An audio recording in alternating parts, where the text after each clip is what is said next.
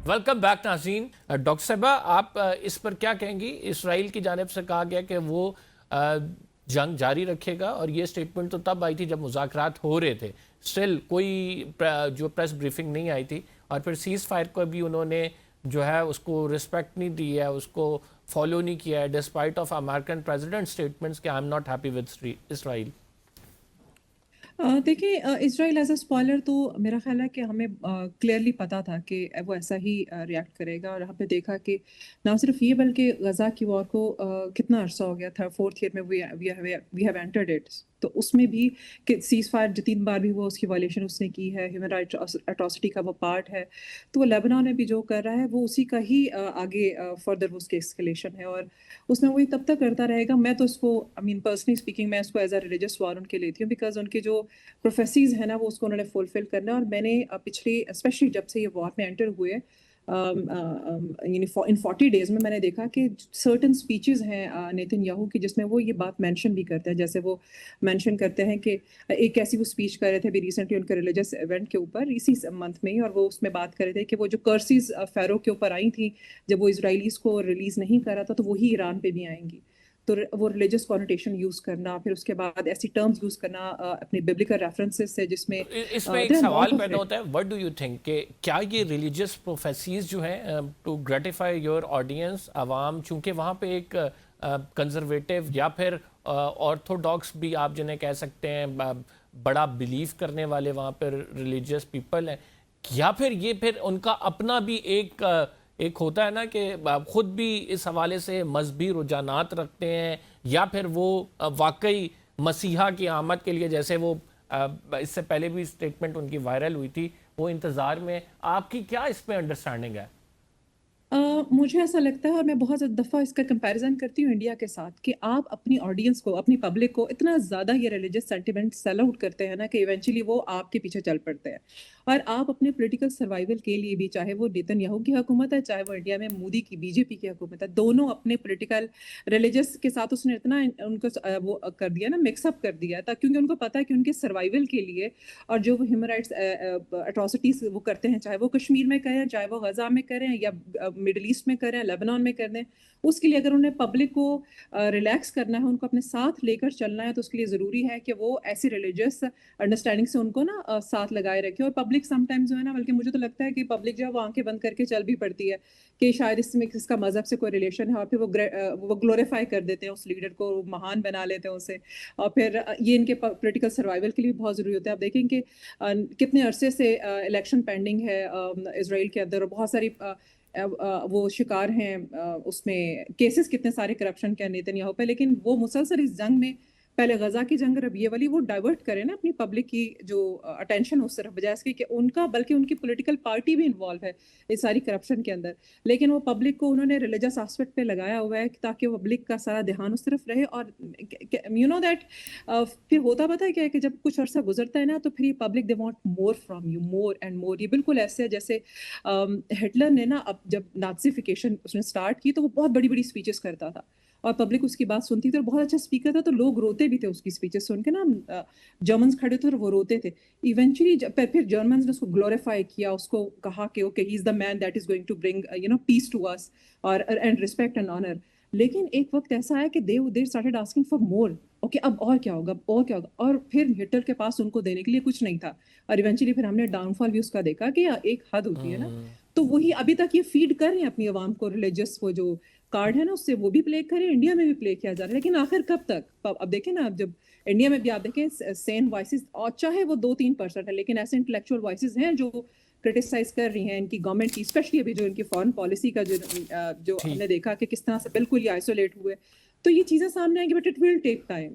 ठीक। फैसल साहब, हमने जो है वो जहाज़ भेज दिए हैं अपने। सऊदी वज़ीर दिफा की स्टेटमेंट आई है, उनकी बेसिस पे जो है हमारे जहाज़ खड़े हैं। बहुत बड़ी डेवलपमेंट है ये, और ये डेवलपमेंट उसी लम्हों में हुई है जब पाकिस्तान मुज़ाकरात के लिए मीडिएशन कर रहा था, और इससे कबल सऊदी वज़ीर ख़जाना पाकिस्तान आए, और फिर ख़बरें तो ये भी हैं कि 5 बिलियन जो है वो हमारे फ़ॉरेन एक्सचेंज रिजर्व्स में आ जाएंगे। तो how do you see this development? देखिए, मुझे ये तो नहीं पता कि किस चीज़ के एवज़ क्या काम हुआ है, लेकिन मुझे ये ज़रूर पता है कि SMDA ہمارا سعودی عرب سے ہوا ہوا ہے، اور SMDA نہ بھی ہو تو ہم نے ہمیشہ یہ کہا ہے کہ سعودی عرب کی سورینٹی اور ٹیریٹوریل انٹیگریٹی، تو اس میں ہم ہمیشہ اس کے ساتھ کھڑے ہوں گے. اور جو ہم یہ بھی کہتے ہیں کہ جو حرمین شریفین کا دفاع ہے وہ مکہ سے نہیں شروع ہوتا، وہ سعودی عرب کی فرنٹیئر سے شروع ہوتا ہے. تو جب ہم نے ایک کمٹمنٹ ان کے ساتھ کیا ہوا ہے، ایک انڈرسٹینڈنگ ہے ہماری ان کے ساتھ، اور کوئی آج کی نہیں ہے، یہ 60 کی دہائی میں، بہرحال 1967 میں ہمارا پہلا معاہدہ ہوا تھا، 1982 میں دوسرا ہوا تھا، اور اب یہ تیسرا جا کے ہوا ہے. وہ سارے یہ جو معاہدے ہیں سارے ایک دوسرے کی اپ گریڈیشن.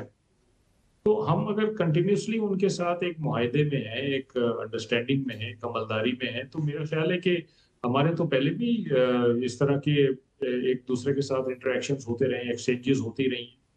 میں یہ نہیں کہہ سکتا کہ اس کے بدلے کوئی ہم نے پیسے ان سے لینے کا کہا ہے، تیل لینے سے کہا ہے. یہ مجھے نہیں پتا کہ اس کے پیچھے کیا ہے، لیکن مجھے یہ ضرور پتا ہے کہ ہمارا بالکل ایک کلیئر اسٹانس ہے سعودی عرب کی طرف کہ اگر سعودی عرب کو کوئی کبھی خطرہ ہوا کسی قسم کا، یا سعودی عرب کو اگر کوئی ضرورت ہوئی، تو ہم سعودی عرب کے ساتھ کھڑے ہوئے ہیں. اور اس میں ہمیں تو کوئی مجھے تو کوئی دو شک نہیں ہے، کوئی دو رائے نہیں ہے میرے سامنے. آپ کیا سمجھتے ہیں کوئی ایسی موومنٹ آئے گی کہ جب ہمیں بھی ڈریگ آن ہونا پڑے، خدا نہ کرے اس وار میں؟ دیکھیے، میں یہ سمجھتا ہوں کہ اگر خدا نخواستہ یہ پیس پروسیس فیل ہو گیا اور جنگ دوبارہ ریزیوم ہو گئی، تو پھر اس جنگ کا دائرہ کار ضرور بڑھ جائے. اور اس میں جو ابھی تک خلیجی ممالک اسٹرین دکھاتے آئے ہیں، ریسٹرین دکھاتے آئے ہیں اور پیشنس دکھاتے آئے ہیں، تو وہ ظاہری بات ہے کہ پیشنس کی بھی ایک لمٹ ہوتی. تو اگر خدا نخواستہ وہ اس جنگ میں باقاعدہ شامل ہو جاتے ہیں، ایسا کوئی لمحہ آ جاتا ہے، تو پاکستان کے اوپر جو مشکل وقت آئے گا وہ یہ آئے گا کہ پاکستان کو سائیڈ لینی پڑ جائے گی. اور پاکستان اسی مشکل وقت سے بچنے کے لیے اس پیس پروسیس کا حصہ ہے، اس کو لیڈ کر رہا ہے، اس کو باقاعدہ میڈیٹ اور ماڈریٹ کر رہا ہے. لیٹس اور talk about whether it will start again اور ناٹ. ڈاکٹر صاحبہ، آپ کا کیا اس میں نقطۂ نظر ہے considering the facts Americans wants exit war strategy and the face saving as well. Iranian wants the economic sanctions to be lifted. اس سارے معاملے میں do you think so both parties are willing to start it again? میرا خیال ہے کہ اس کے بغیر دونوں کا گزارا نہیں ہے. آپ دیکھیں ایون اگر ہم کہیں نا کہ ایک پارٹی ون بھی کر رہی ہے تو even the party is winning the war they are still losing on so many end. Economic ہے، انرجی کا ایشو ہے، ڈسٹرکشن ہے، انفراسٹرکچر کا تباہ ہونا اور بہت ساری چیزیں. تو میرا خیال ہے کہ دونوں پارٹی جو چیز ان کو یہاں لے کر آئی ہے نا اسلام آباد میں، بیسیکلی یہ وہی چیز ہے جو ان کو پتہ ہے، وہ ریئلائزیشن کہ ہمارے لیے پرابلم ہے. ٹھیک ہے، اور وہ ریئلائزیشن ہی انہیں یہاں ٹیبل پر لے کر ہی. اور جیسے میں نے کہا کہ فور ڈے ون بھی چیزیں سارٹ آؤٹ نہیں ہونی تھی، لیکن ہم ایکسپیکٹ کیا کر سکتے ہیں، باتیں ڈپلومیٹکلی آگے ضرور چلیں گی، لیکن اب ہم اس کو کہتے ہیں ٹیکنیکلی یہ ٹریک 1.5 ڈائلاگس چلیں گے، جس کے اندر وہ جو ہائی ڈپلومیسی سے اب نیچے جو لوور ڈپلومیسی نا، جس میں ٹیکنیکل ورکنگ گروپس ہیں، مجھے لگ رہا ہے چیزیں اس کی طرف جائیں گی. اور وینیو بے شک کوئی بھی ہو، چاہے وہ عمان کا بھی، پاکستان کے ساتھ ساتھ عمان کی جس کی سنسارٹی ہے نا، وہ ہم میرا خیال ہے قابل ستائش ہے. وہ بھی نیوٹرلی دونوں طرف کوشش کرتے رہے کہ چیزیں سارٹ آؤٹ ہوں. تو چاہے وہ وینیو کوئی بھی ہو، وہ اب جو بات آئے گی وہ ٹیکنیکل ورکنگ گروپس کے اوپر آئے گی، اور وہاں پر پھر ہم دیکھیں گے کہ وہ جسے کہتے ہیں نا سلامی سلائسنگ دیٹ مومنٹ ہوگا، جس میں وہ میری ٹائم سیکیورٹی پہ بات کرتے ہیں. پھر اس کے بعد وہ بات کرتے ہیں جو ریجنل فٹ پرنٹس کی بات کرتے ہیں، کہ وہ کہہ رہے ہیں کہ آپ جو ہے اپنا وہ ہٹائیں وہاں سے ہوتیز اور ان کے اوپر سے اپنی ہاتھ ہٹائیں. وہ کہتے ہیں کہ آپ جو ہے اپنی بیسز وہاں سے ریموو کریں. تو یہ چیزیں میرا خیال ہے step by step technical groups he handle کریں گے، وینیو مختلف ہوں گے اور یہ گریجولی چلے گا. اور یہاں پہ میں ایک ایگزامپل دینا چاہتی ہوں کہ جب وہ کولڈ وار کا ٹائم پیریڈ چل رہا تھا نا، تو اس وقت بھی بہت ٹینشن تھی امریکہ اور USSR کے درمیان میں. تو ان کے درمیان جو زیادہ ٹینشن تھی نا، وہ جو تیزی سے وہ جو ان کے جو ویپنز بنانا انہوں نے شروع کیے تھے، اسپیشلی وہ انٹرمیڈیٹ رینج کے جو نیوکلیر ویپنز انہوں نے بنانا شروع کیے، تو وہ بڑا ڈیڈلی تھا. تو وہاں پہ پھر دونوں نے سوچا کہ ہم نا اس پہ کچھ کرتے ہیں، وی شوڈ ہیو سم کہیں پہ تھریش ہولڈ ہو تاکہ ہم اس کو نیوکلیر جو وار ہم ریس جو چل پڑی ہم اس کو روکے. تو وہاں پہ ایک ریکیوک آئی تھنک وہ that is in Iceland, وہ ایک جگہ تھی، وہاں پہ وہ ٹریٹی انہوں نے سائن کرنے کے لیے اسی طرح ہی وہ ڈائلاگس کے لیے بیٹھے. اٹ واز 1986 وہاں بیٹھے، اور وہ اس وقت بھی کہا یہ جا رہا تھا کہ کچھ نہ کچھ اس میں سے سامنے آئے گا، لیکن they left without any deal. اور جو میڈیا میں جو باتیں سرکولیٹ ہوئی اس وقت، وہ کہتے ہیں وہ it's a disaster, it's a failure, کہ کسی بھی اس پہ آئے ہی نہیں ہے. میڈیا نے بہت ہائپ کریٹ کی کہ اس میں تو اس کا مطلب ہے کہ اب تو یہ نیوکلیر ریس سٹارٹ ہو گئی ہے. لیکن آپ کو پتہ ہے وہ 1 سال کے بعد انہوں نے پھر INF کی ٹریٹی سائن کیا. وہ جو ٹریٹی تھی نا، انٹرمیڈیٹ رینج न्यूक्लियर फोर्सेस की, वहाँ पर फिर उन्होंने 2600 न्यूक्लियर जो वो मिसाइल्स थे और वो जो थे वेपन्स थे उसकी डिस्ट्रक्शन के ऊपर वो आ गए।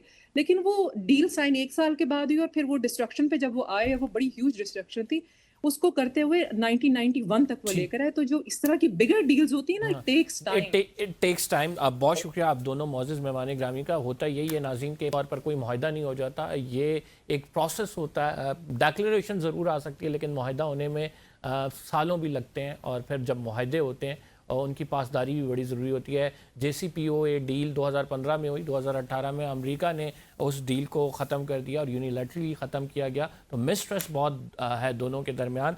बहरहाल हम यहाँ पे प्रोग्राम को क्लोज़ करते हैं, फ़िलहाल के लिए इतना ही। कब्र ज़दी को इजाज़त दीजिए, अगले प्रोग्राम में आपसे मुलाकात होगी। अल्लाह ने के बाद।